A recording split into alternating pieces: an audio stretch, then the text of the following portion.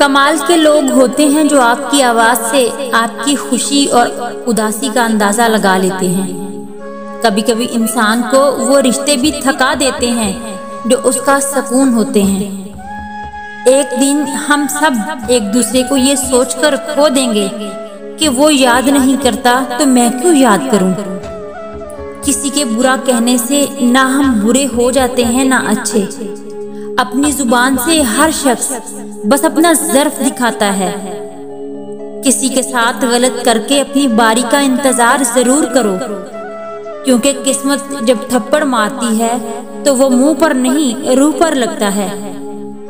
हर रिश्ते को 3 चीजें जोड़ती हैं, इज्जत, एतबार और प्यार। इनमें से अगर कोई एक ना रहे तो बाकी खुद ब खुद खत्म हो जाती हैं। रिश्ते दिल से बनते हैं, बातों से नहीं। कुछ लोग बहुत बातों के बाद भी अपने नहीं होते और कुछ खामोशी से अपने हो जाते हैं। फासलों से कभी फर्क नहीं पड़ता अगर रिश्तों की जड़ें मजबूत हों।